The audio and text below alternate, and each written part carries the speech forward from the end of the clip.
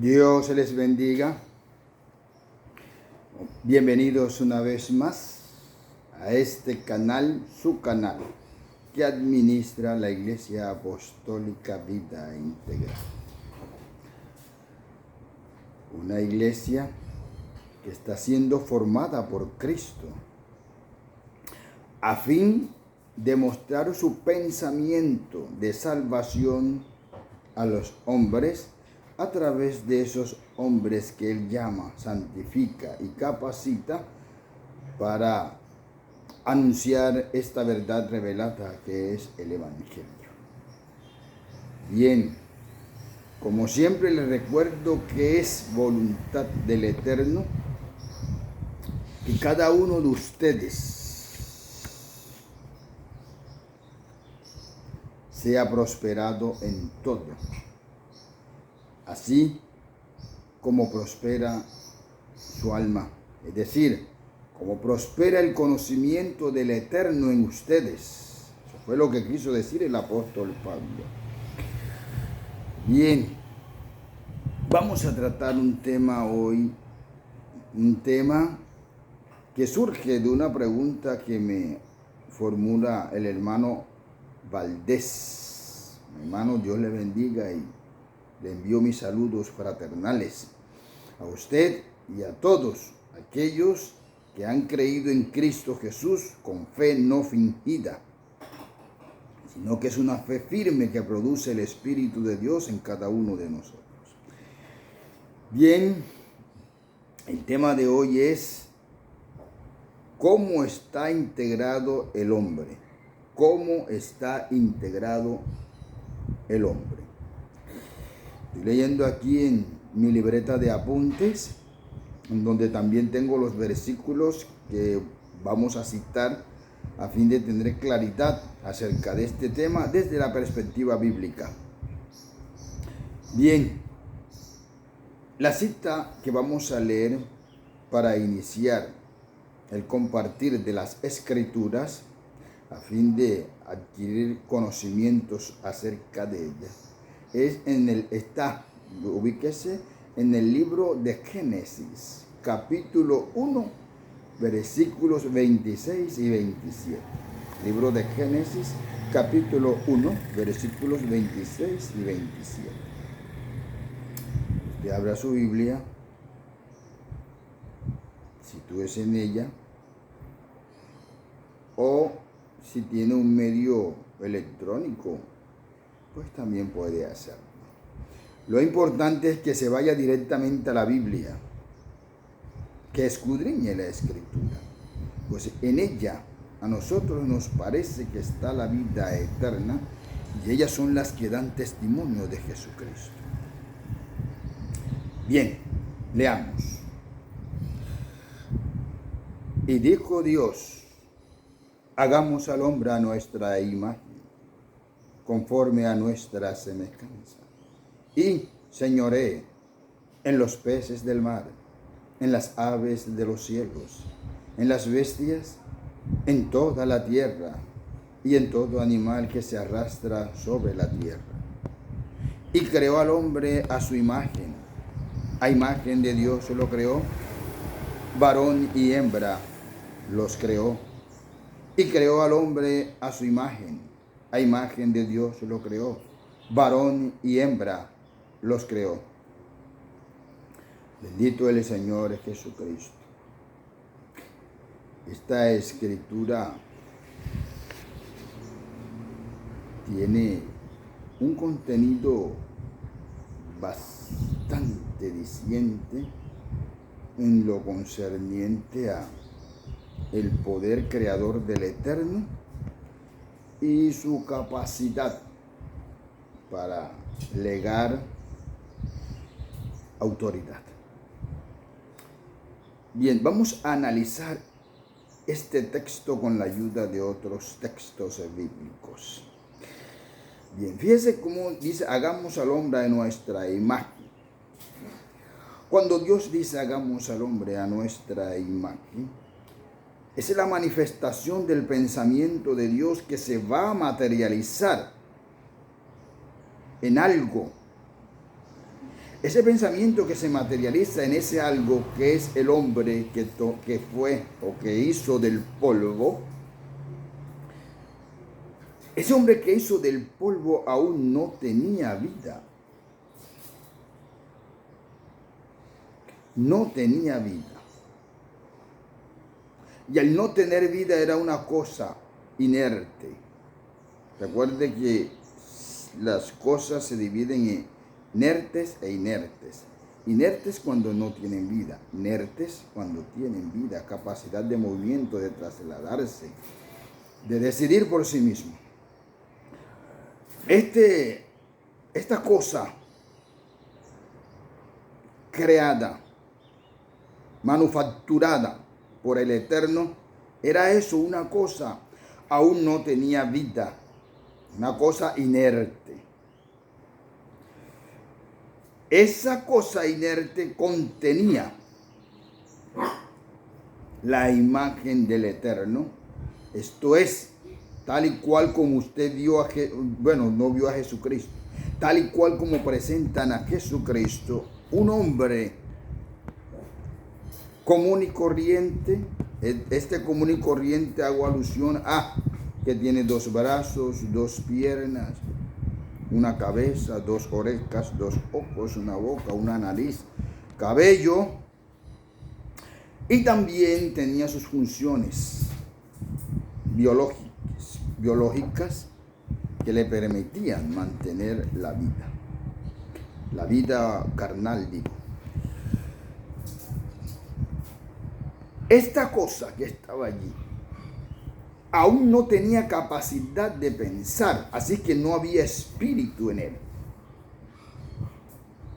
La capacidad de pensar le es atribuida a esta cosa que posteriormente se llamó Adán, cuando Dios insufla. Recuerde que he insistido reiteradamente en que el término correcto es insuflar.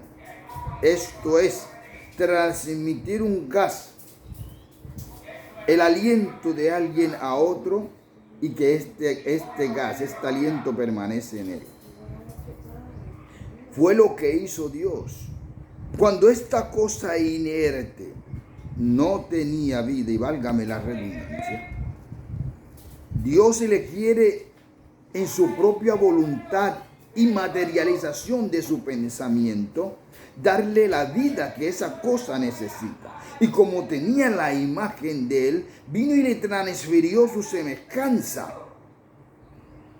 Esto es la vida que reposaba en él, la vida eterna que reposaba en él.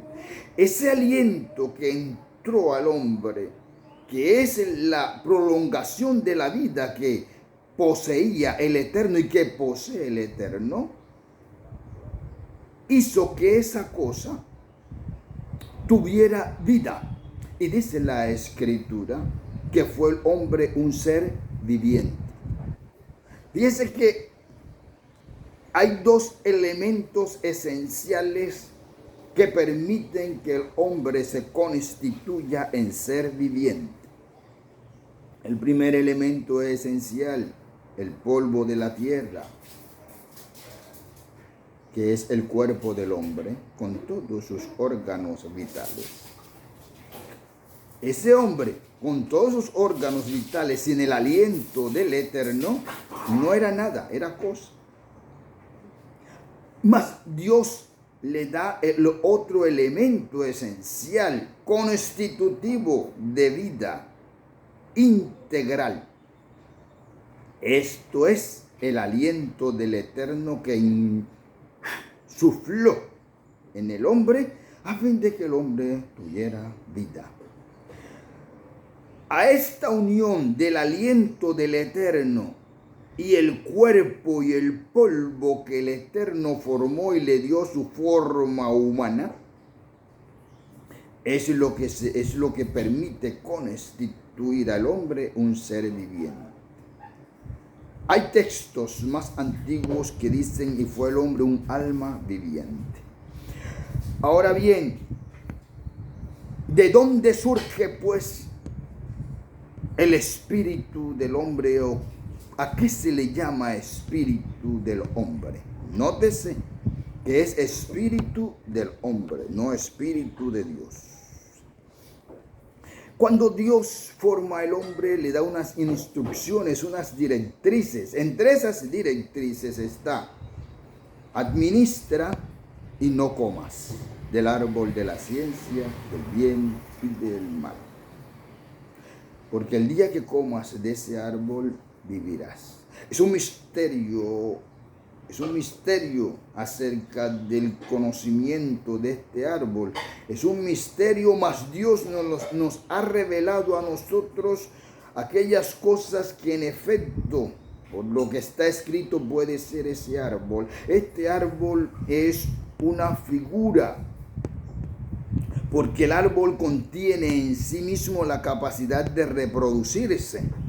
Por eso es que el árbol es un ser vivo, la naturaleza es un ser vivo que sangra y siente como nosotros. No tiene voz para expresarlo, pero corte un árbol y notará cómo sale un líquido. La naturaleza es un ser vivo y así lo han establecido los biólogos que han estudiado y han profundizado en el tema. Este hombre, que le fue dada la capacidad para administrar,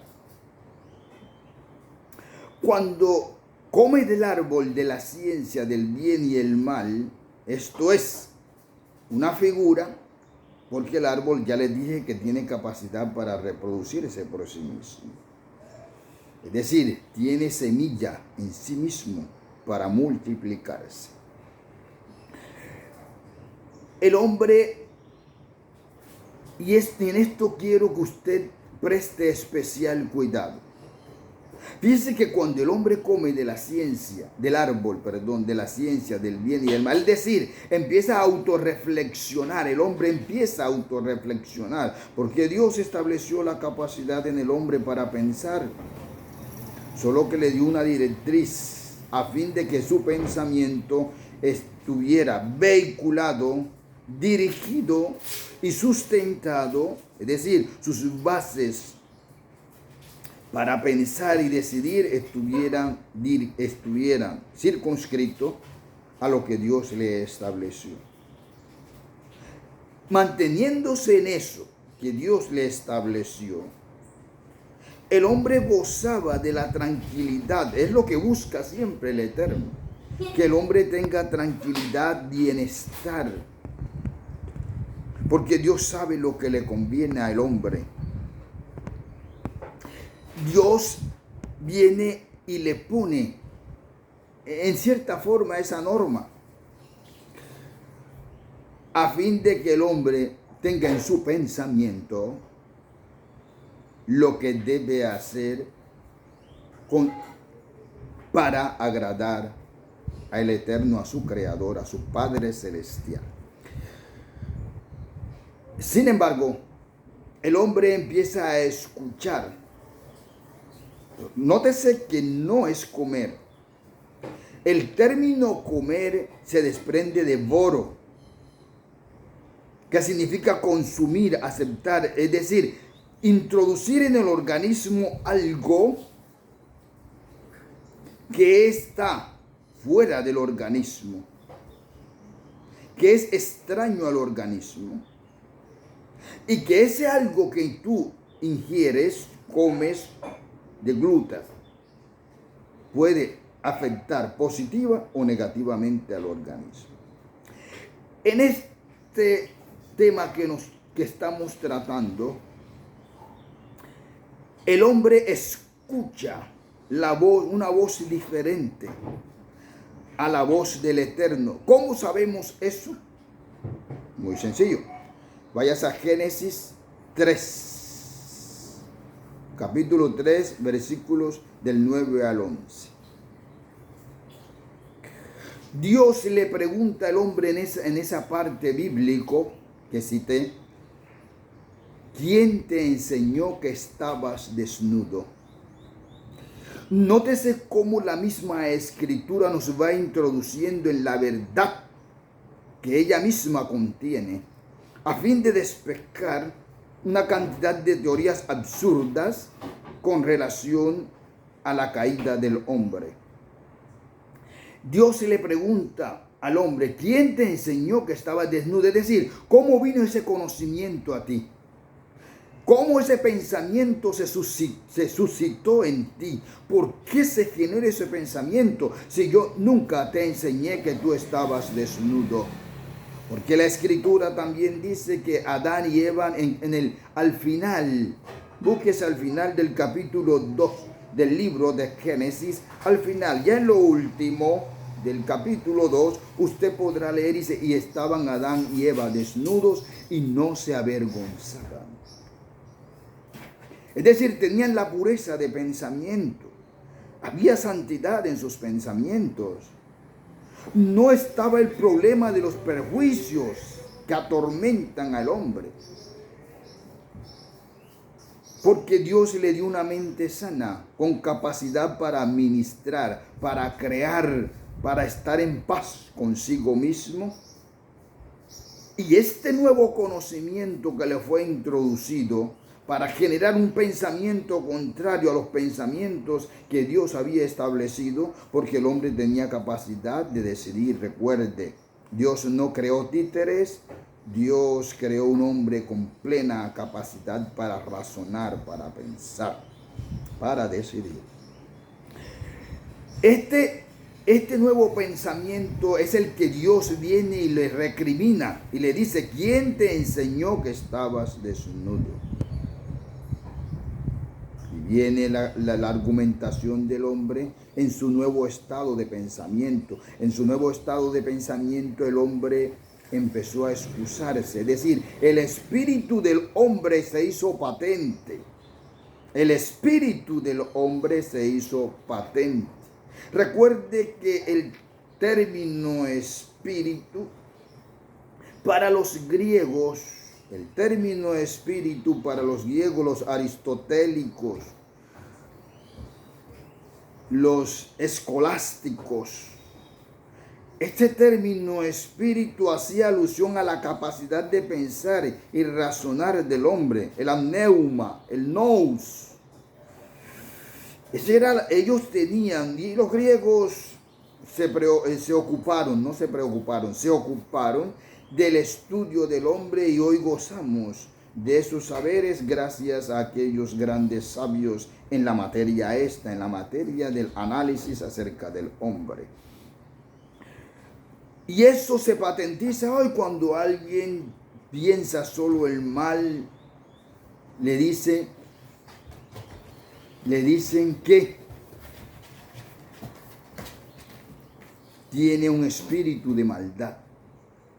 Ese hombre lo que piensa es el mal, tiene un espíritu de maldad, está poseído por un espíritu de maldad. Porque el espíritu siempre se ha relacionado con lo que se materializa. Y recuerde que lo que se materializa es el pensamiento. Así como el pensamiento de Dios se materializó en la creación general, del universo y del hombre, así también el pensamiento del hombre se materializa a fin de concretar, de objetivizar, es decir, materializar aquello que ha pensado. Esas manifestaciones del espíritu del hombre, es decir, su querer, su razonar, su deseo, se lo podemos contemplar en toda la tierra, en todo lo que se hace bajo el sol. Esto es edificios, carros, laboratorios, centros industriales, ciencia avanzada, etcétera. Esa es la manifestación del espíritu del hombre, del pensamiento del hombre. Al respecto, la Escritura nos da indicios precisos y conducentes en relación a que el espíritu es el pensamiento del hombre. Vamos a confirmarlo, por favor. Léase, por favor, Filipenses, lo tengo aquí escrito en mi libreta de apuntes. Filipenses, capítulo 4, versículos 8 y 9. El apóstol Pablo conocía muy bien las ideas griegas y el apóstol Pablo en cierta forma se identificó con estas ideas, más el apóstol Pablo no solamente tenía ese conocimiento humano, sino que el apóstol Pablo tenía el conocimiento de la revelación. Este tema lo vamos a ver un poquitico más abajo, después, pero lo vamos a ver en este mismo audio. Vamos a ver eso. Por ahora vamos a leer Filipenses 4, versículos 8 y 9, se titula En esto pensad. En esto pensad. En todo lo bueno, en todo lo puro, en todo lo honesto, si hay algo de buen nombre, si hay virtud alguna, en esto pensad y el Dios de paz estará con vosotros. Fíjese cómo el apóstol Pablo retoma lo genésico, es decir, lo establecido en Génesis cuando el hombre fue creado, ese pensamiento puro, sin prejuicios, sin atormentaciones, discúlpenme el término atormentaciones para indicar el conjunto de cosas que pueden atormentar al hombre. De la vanidad. Nótese cómo en la Biblia se expresan los tres aspectos que atormentan al hombre. Y dice, y vio la mujer que el árbol era agradable a la vista, los deseos de los ojos. Bueno, los deseos de la carne, para alcanzar la vanagloria de la vida. Estos son los tres prejuicios que atormentan al hombre. Los deseos de los ojos, los deseos de la carne, la vanagloria de la vida. Los deseos de los ojos es el ver, y nunca se sacia el ojo de ver. Los deseos de la carne es el disfrute de las pasiones, sus diferentes manifestaciones. La vanagloria de la vida, el deseo de poder, de estar sobre el otro. Hay tiempos en que el hombre se enseñorea del hombre para mal suyo, dice Eclesiastés. Estos son los pensamientos que se apoderaron del hombre. Esto fue la sabiduría que desarrolló el hombre cuando empezó a pensar fuera de los parámetros establecidos por el Eterno. No que el hombre no pudiera decidir por sí mismo, sino que el pensamiento del hombre debe obligatoriamente, para estar unido a la fuente de la vida que es el Eterno, pensar bien. Hay quienes piensan que Dios no conoce el pecado. Hay algo que Dios no conoce. Lo han dicho muchos predicadores y respeto su posición. Mas, siendo Dios omnisciente, el Dios creador de todas las cosas, y lo sabe todo, ¿cómo Dios no va a saber del pecado? ¿Cómo Dios no va a conocer el pecado? Solo que Dios no se sumerge en el pecado, Él no lo practica. Él no lleva a cabo actos que sean contrarios a su naturaleza de santidad. Dios conoce todas las cosas. Dios conoce todas las cosas. Bien, el apóstol Pablo nos dice en lo que debemos pensar. Pero ¿por qué el apóstol Pablo nos dice eso? Porque es el pensamiento, el espíritu del hombre. Y ese pensamiento, el hombre, como tiene capacidad dada por el Eterno para administrar, ese pensamiento el hombre lo puede administrar. Él puede determinar el pensamiento que lo domine.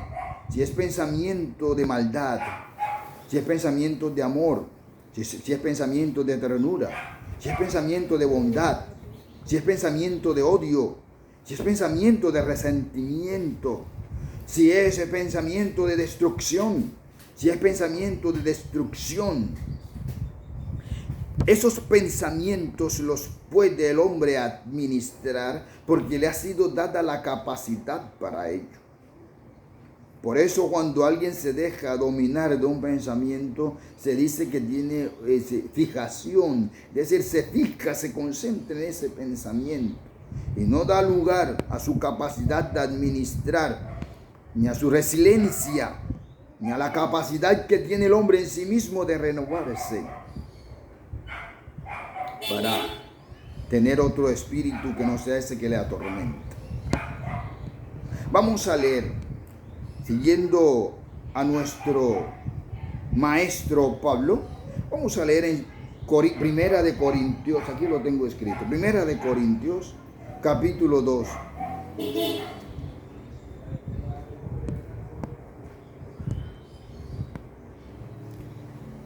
Allí nos enseña Pablo algo muy importante, que resume lo que estamos tratando. Dice, porque ¿quién de los hombres sabe las cosas del hombre, sino el espíritu del hombre que está en él? Primer punto, usted conoce sus pensamientos, sabe qué piensa, sabe qué emana. Vamos a usar el término corazón, aunque el corazón abarca la psiquis, el intelecto del ser. Vamos a utilizar esa figura muy común y ajustándonos a tiene corazón malo, tiene corazón bueno, un ajuste, ajustándonos a eso, a esos dichos populares, para indicar de que el hombre conoce lo que está en su corazón, es decir, el hombre conoce sus pensamientos. Recuerde que el corazón es un músculo. El hombre conoce sus pensamientos. Él sabe lo que piensa. Sabe lo que quiere llevar a cabo. Por eso nadie conoce el espíritu del hombre sino el hombre, el espíritu del hombre que está en él. Es decir, nadie conoce el pensamiento del hombre sino el hombre mismo. Para indicar que el espíritu es el pensamiento. Esa capacidad que tiene el hombre para expresar su subjetividad, para materializarlo.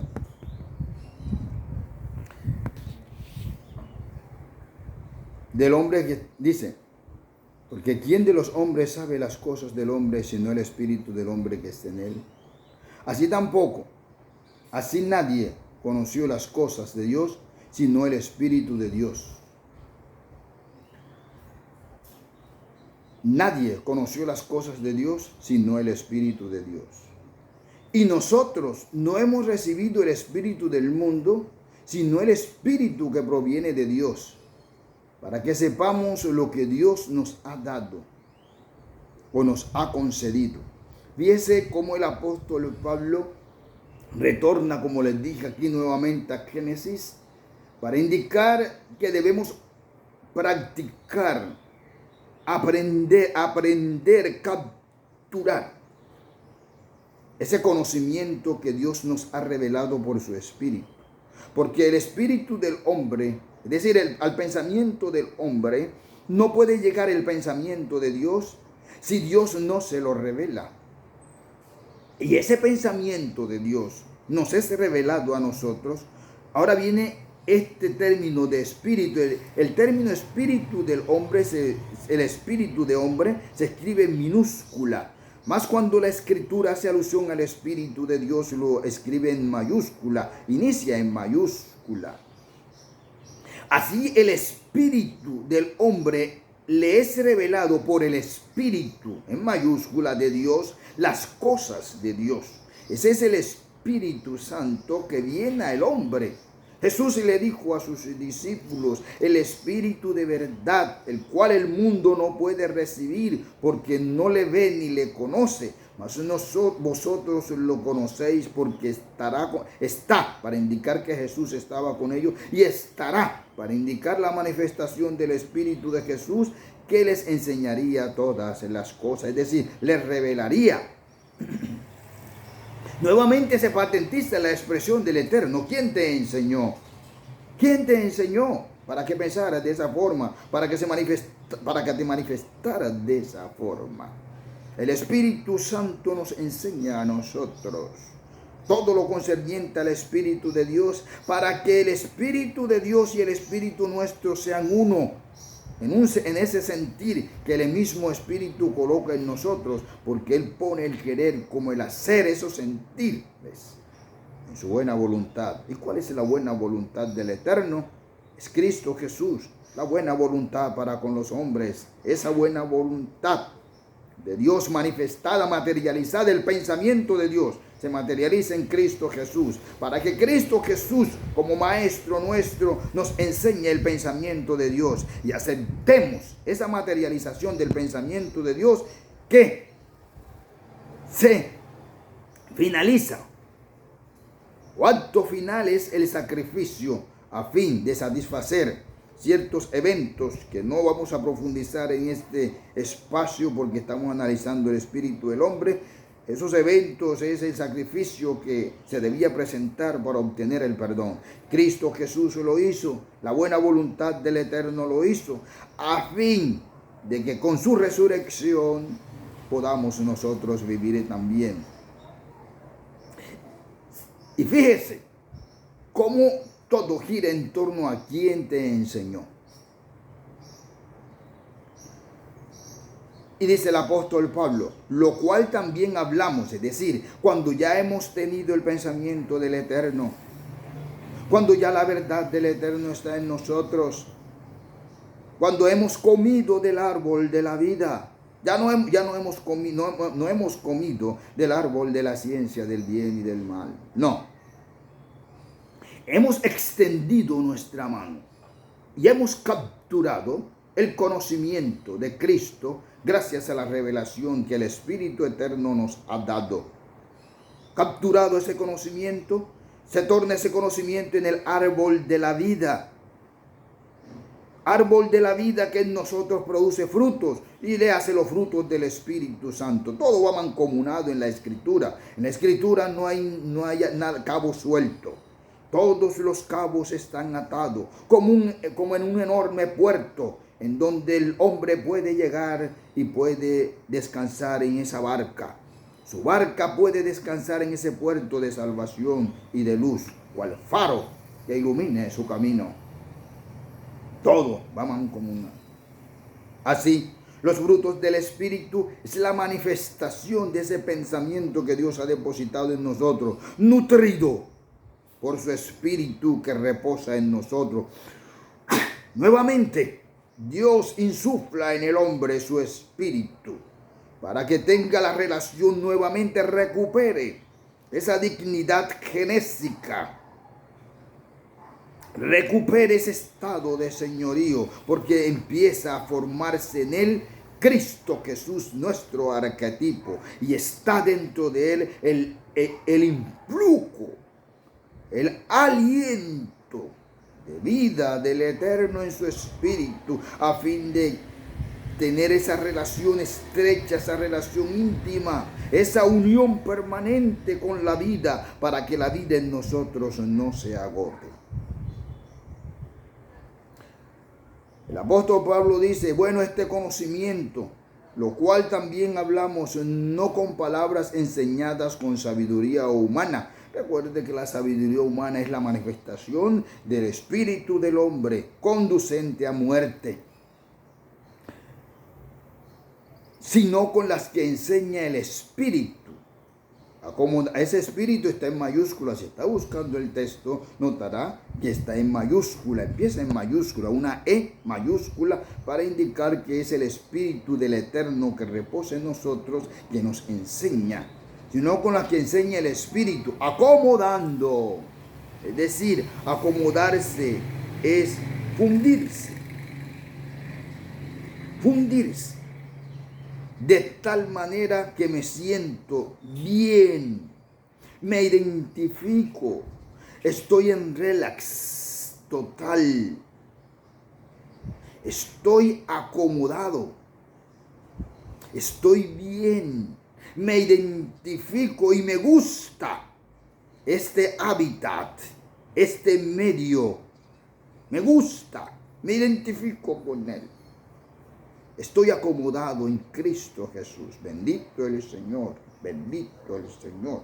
Aleluya. Estoy acomodado en Cristo Jesús. Acomodando lo espiritual a lo espiritual. Estoy acomodado. Cristo Jesús me ha acomodado. Y fíjese la certeza de esto. Nuevamente, nuestro maestro Pablo, al hombre que el Espíritu Santo le reveló los misterios celestiales y el misterio de la piedad. Recuerde, el misterio de la piedad. Dios fue manifestado en carne. Timoteo 3:16, 1 Timoteo, si no usted está acordado. 3:16, Dios fue manifestado en carne. Este Pablo da el toque final. Dice, Hebreos 4:12. Porque la palabra de Dios es viva y eficaz, y más cortante que toda espada de doble filo, y penetra hasta partir el alma y el espíritu. Mire cómo el apóstol Pablo, yo respeto mucho a Pablito, mi hermano Pablo. En efecto, a mi hermano Pablo le fueron revelados los misterios para que nos lo enseñara a nosotros. Mire el apóstol Pablo cómo viene y une todo, indicando que el poder de la palabra absorbe todo, formando unidad. Leámoslo. Dice, y penetra hasta partir el alma y el espíritu, y las coyunturas, y los tuétanos, y discierne el pensamiento y las intenciones del corazón. El apóstol Pablo une todo lo que es el hombre. Dice bien, el hombre tiene un alma. Ok, esa alma viviente es la totalidad del ser. Por eso es que usted y yo podemos estar tranquilos. Si bien el pecado fue sujeto a la carne, y por eso es que el cuerpo paga, porque lo que Dios establece se cumple. Dios estableció que el pecado sería sujeto a la carne, y así quedó eternamente, seculum seculorum, eternamente y para siempre. Así, porque Dios lo estableció, que el pecado sería sujeto a la carne. Y como el pecado es muerte, la carne muere. Mas gracias sean dadas a Cristo Jesús, que así como Él puede vivificar el espíritu, porque recuerde que el primer Adán, alma viviente, búsquelo, 1 Corintios 15, primer Adán, alma viviente, postrer Adán, espíritu vivificante. Ese pensamiento de Dios que se materializó en Cristo nos vivifica. Ese pensamiento del hombre que se materializó en su desobediencia lo mata, lo mató, nos mata. Ciencia, sabiduría terrena, animal, diabólica, como dice Santiago. Aquí el apóstol Pablo nos está enseñando que la palabra de Dios, es decir, el aliento de Dios. Recuerde algo y no lo olvide, por favor. Insisto y persisto, porque es que nosotros como hijos de Dios estamos obligados a tener capacidad para analizar desde Génesis hasta Apocalipsis la Escritura y unir página por página cada evento divino a fin de poder determinar de manera general lo que está escrito y concretar lo que está escrito en los temas que vamos tratando. Así, la Escritura se concilia, es decir, está unida a cada texto bíblico desde Génesis hasta Apocalipsis. El apóstol Pablo habla de la palabra de Dios, nos recuerda lo que dijo Cristo. Cristo dijo, las palabras que yo os he hablado son espíritu y son vida. Para indicar el poder de la palabra, el poder, que reposa en la palabra, e indicar que su palabra es palabra de poder. Así, la palabra revelada por Cristo contiene en sí misma la capacidad para discernir los pensamientos del hombre, es decir, discernir el espíritu del hombre e indicarle a su vez lo que es bueno y recto. La Escritura dice: oh hombre, Él te ha dicho lo que es bueno y lo que es bueno para ti. Y dice: hacer justicia, misericordia y ser humilde ante Él. Este humilde ante Él no es que usted ande como pobrecito, como arrastrándose, como de rodillas, como subvalorándose. Dios no quiere que usted se subvalore. Dios no quiere que usted ande como arrastrándose. Dios no quiere que usted ande delante de Él con la cabeza agacha y como temeroso. Digo temeroso en el sentido de tener miedo, de estar minusvaliado. No. Este humilde significa, y ser humilde ante Él significa ser obediente, prestar atención a sus dichos, andar conforme a sus dichos. Eso es ser humilde ante Él. Y eso la Escritura tiene cantidades de versículos que lo corroboran. Pues el apóstol Pablo, y creí con la iluminación del Espíritu Santo certero este versículo a fin de resumir el tema tratado. El apóstol Pablo habla del poder de la palabra para discernir el espíritu del hombre, el ser todo del hombre, porque es de obligatoriedad que todo el ser del hombre sea renovado por Cristo y en Cristo Jesús. Es de obligatoriedad. ¿Para qué? Para poder alcanzar los niveles espirituales que está establecido en Efesios capítulo 1, porque estamos sentados en lugares celestiales con Cristo. Y esa dignidad de estar sentado en los lugares celestiales con Cristo, cada día se hace más patente cuando el hombre natural es absorbido por el hombre espiritual, esto es, el hombre que está formando el Espíritu de Dios en nosotros, cuyo arquetipo, cuyo modelo es Jesucristo mismo. Concluimos pues que el espíritu del hombre es el pensamiento del hombre que se materializa. Así, las personas cuando ven la manifestación del hombre dicen: ese hombre tiene pensamientos malos, tiene pensamientos buenos, tiene pensamientos perversos. El alma es el aliento de vida que Dios estableció en el hombre. Recuerde, era una cosa. Le habían dado la imagen, mas no la semejanza. Dios vino y le dio la semejanza, porque tenía la forma del Eterno, la imagen del Eterno. Recuerde que imagen es copia, retrato.